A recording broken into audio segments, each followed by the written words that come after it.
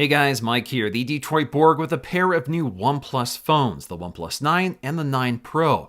This really is the inflection point for OnePlus, graduating from the flagship killer to the flagship phone with features and specs you expect from the best smartphone, along with more premium pricing. But we do get two phones that cover a wider price range and feature range, which we'll talk about and compare in this video. OnePlus was kind enough to send these out to me early in this really impressive reviewer kit. It's definitely one of the most impressive packages they've done to date. It's always fun to unbox, so let's get into it. One of the most important aspects of these new phones is the new Hasselblad integration. So OnePlus worked with Hasselblad to develop the camera systems on both of these phones. Now this largely comes down to the ISP or the software side of the camera, while Sony developed the sensors, and we also have some custom optics, which we'll talk about when we get to the camera. But the Hasselblad cameras have been used to capture many important events, including the moon landing, which they celebrate with this big fold out. So we have the two retail boxes for the OnePlus 9 and 9 Pro, and we'll unbox those in just a moment.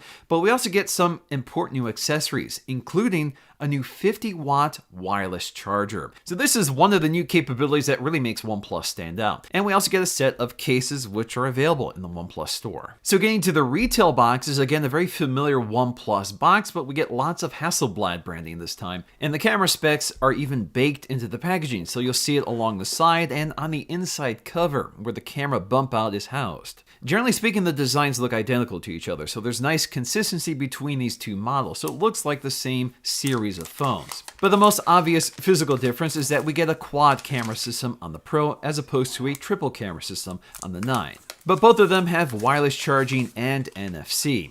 But before we get to the details, let's get to the accessories, and they're pretty generous compared to many other smartphone makers. Both of these phones come standard with a 65-watt charger, one of the fastest in the industry. So this new 65-watt charger can recharge these phones in only 30 minutes.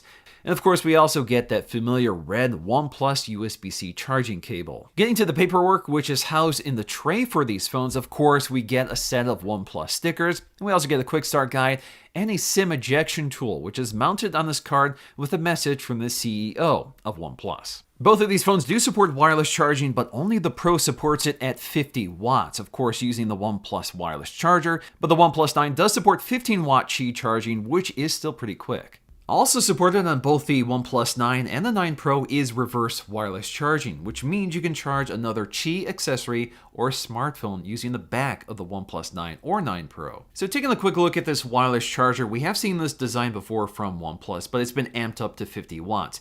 That does necessitate a turbine fan, which does keep the charger cool. The fan is for the most part pretty quiet, but at nighttime it does slow down charging while you're sleeping, so it doesn't need the fan. Now it's important to keep in mind that at least this accessory does not include the charger, so you want to use the one that came with your phone. Although the design looks very similar, they are constructed differently. One of the differences that surprised me is that the OnePlus 9 is actually polycarbonate with a metal finish. So although it looks like a metal phone, it's actually plastic with fiberglass reinforcement. The premium metal materials are saved for the Pro, and that's obvious when you look at the sides of the phone because you can see visible antenna insulators on the outside of the Pro, but that's not needed on the OnePlus 9. But both of these phones still have the same 5G spec thanks to the Snapdragon 888. Regardless of the frame materials, both phones do have Corning Gorilla Glass on the back panel. The other design difference comes down to the display. It's curved on the Pro and flat on the 9. Now the curve on the 9 Pro isn't as dramatic as it was on the 8 Pro, which was actually a usability problem because it was easy to unintentionally tap the screen while handling it. And although it doesn't look quite as dramatic, it's definitely a lot more usable. The layout of these phones is pretty much carried over from previous OnePlus phones. So on the right side, we have our sleep-wake power button, and just above that is the alert slider, which has 3 positions. On the left side is the volume rocker, toward the top is one of the microphones, and on the bottom we'll find a USB-C connector, flanked on one side by a speaker grill and another microphone along with the SIM tray. Toward the top edge is that very thin earpiece, which joins the speaker at the bottom for stereo sound. We do have Dolby Atmos processing, and generally speaking, the speakers do sound pretty decent. Not quite as rich in terms of the low end as I would like to hear, but there's a nice wide soundscape, so it does create a pretty immersive audio experience. And in case you're wondering where the rest rest of the sensors are in this razor-thin bezel. If you look really closely toward the top edge by the speaker grill, you'll see this really tiny proximity sensor. Another pretty standard OnePlus feature now is an in-screen fingerprint reader, which is optical, so it uses light to see your fingerprint through the OLED screen. Now, besides the curved display on the Pro, there's a few other display differences. So the Pro has a slightly larger screen, 6.7 inches versus 6.55 inches. It's also higher resolution. So we have a 1440p tall display on the Pro versus a 1080p display on the 9. So that's good for 402 ppi versus 525 ppi. So again, a sharper display on the Pro. Now, both of these are 120 Hz AMOLED displays, but the Pro gets an LTPO display. This is a much more energy efficient display. It's up to 50% more energy efficient than a standard AMOLED display. This LTPO display also allows for an adaptive refresh rate, so we can go all the way down to 1 Hz, depending on the content that's displayed. This is very similar to the display technology used on the Apple Watch. OnePlus calls this the Fluid Display 2.0, so it's unique to the Pro. It also gets a much faster touch response, up to 360 Hz, as opposed to the standard 60 or 120 Hz. So this is especially useful for gaming controls, where responsiveness is especially important. The Pro also gets a 10-bit display for improved color depth and a slightly brighter panel at 1300 nits versus 1100 nits for the OnePlus 9. But both of these panels are still P3 displays with support for HDR10+. So all of this technology really delivers a stunning display for the 9 Pro. In fact, DisplayMate rated it A+ and said that it's visually indistinguishable from perfect. So this is a highly accurate display that matches the performance of leading professional monitors. Fortunately, there's no difference in terms of specs. Both of them are powered by the Snapdragon 888 processor, the same one that's in the Galaxy S21 series, and it does bring some impressive performance improvements over the previous generation. But more importantly, these are more efficient chips for better battery life. Also upgraded is the cooling system with a vapor chamber and layers of graphite and copper that help keep the device cool, especially for gaming. Both phones are available with up to 12 gigs of LPDDR5 RAM and 256 gigs of UFS 3.1 storage. So this is some of the fastest RAM and storage you can buy on the smartphone. To improve RAM performance, they've implemented something called Turbo Boost 3.0 memory optimization, and they say that keeps about 25% more apps open in the background than before. So they're using RAM compression, which makes data on the RAM smaller, and virtual RAM, which turns part of the phone's storage into RAM, so your phone has more physical RAM to work with. Fortunately, both phones also have the exact same battery size, 4500 mAh, and this is a new dual cell design which allows for both cells to be charged simultaneously, which is why we get such fast charging speeds. Just like the 8 Pro, the OnePlus 9 Pro does get an IP68 water resistance rating, but the OnePlus 9 does not. In terms of the camera hardware, this is where things get a little complicated. There's quite a few differences and similarities, but the major points are that the Pro gets a telephoto camera and a better wide-angle camera, but both of them share the same ultra-wide camera. They also share the same 2-megapixel monochrome camera, which is used for creating black and white images. So the ultra-wide camera is 50 megapixels with a 7-element lens and an f2.2 aperture, along with a freeform lens, which reduces distortion at the edges of the aperture. But the main camera is where some of the differences show up, even though they do share some of the same specs.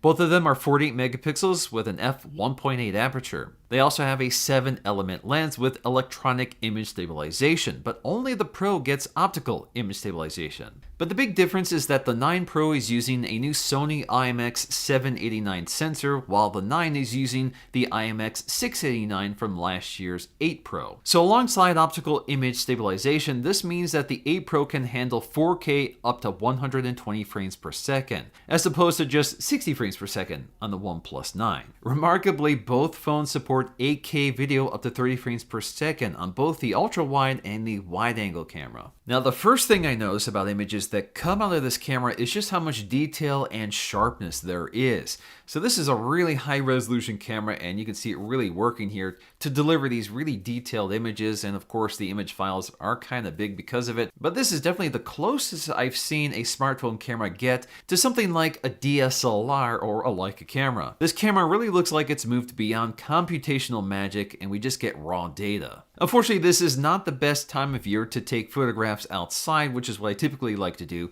because there's just not a lot of color in winter in Michigan. But you can still see some of the vibrancy and detail that comes out with this camera. But where this camera really stands out is in situations where you have mixed lighting conditions, whether you have highlights and lowlights in the same shot. This really does a great job balancing it without over-processing and flattening the image. Where these cameras really stand out is in low light performance. This is easily the best low light camera I've ever used on a smartphone.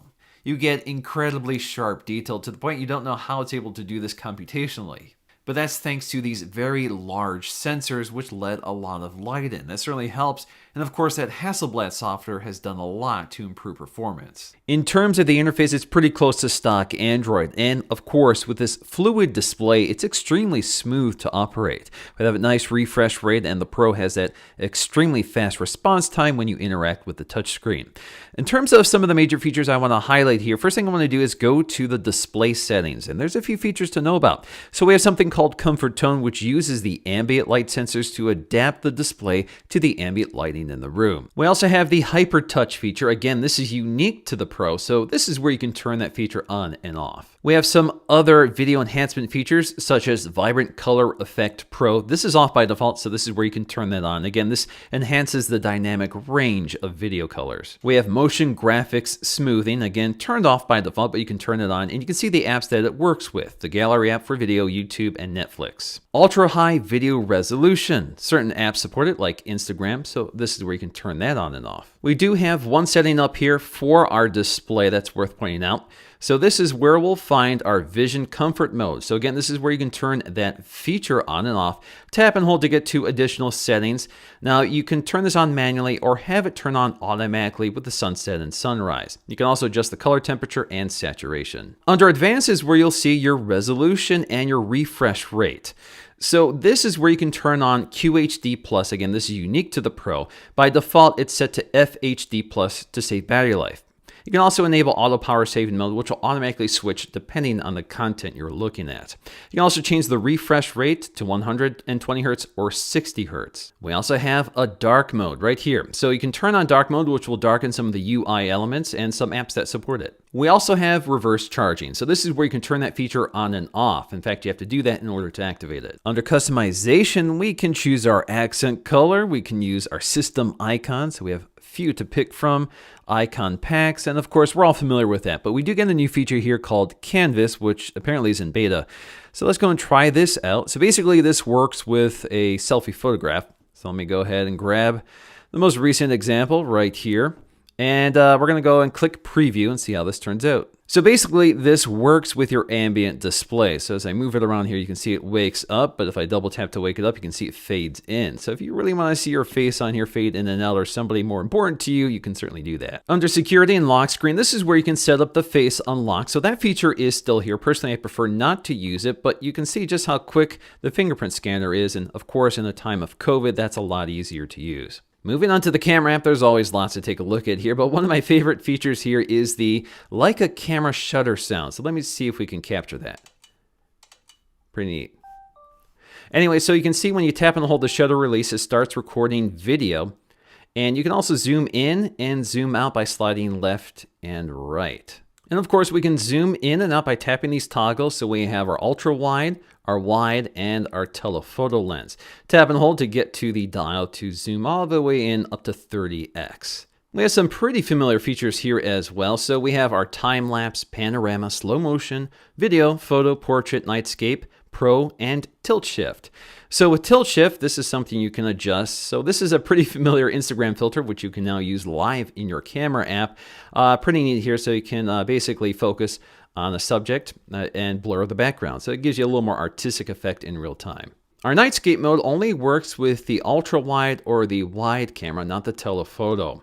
Pro mode obviously gives us manual control for quite a few things, such as our ISO, and you get this interface that resembles a Leica. We have white balance, shutter speed, exposure value, and autofocusing. So this is where you can dial in your focus like so. And with that haptic motor, they've redesigned the haptic motor. You get this really nice feedback as you dial through it, so you can actually feel the detents. It's a pretty nice detail. In terms of video recording, when you're in 8K, you're limited to the ultra wide and the wide angle camera, so you can't use telephoto in 8K.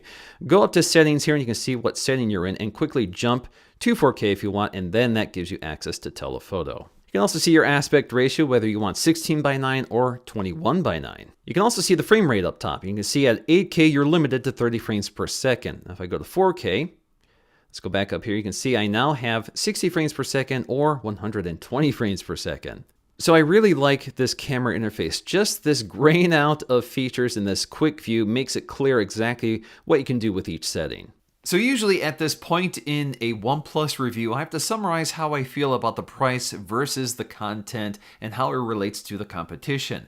So for the first time, I can say that there is nothing missing on the OnePlus 9 Pro. It has all the flagship features and it has the flagship price starting at $969, which is still pretty fair for the size of the screen and some of its unique features on top of all these standard flagship features you've come to expect. So that includes an incredible camera system, a beautiful display, and overall a great piece of hardware. Now the OnePlus 9 gets you very close at a $729 starting price, which is quite a savings over the Pro and definitely worth considering. But for my money, I would definitely go for the Pro at $969. It's still a pretty good value for what you get. Alright guys, hope you enjoyed this look at the OnePlus 9 and the 9 Pro. If you guys enjoyed this video, please give it a like to let me know. And I'll see you again in my next video.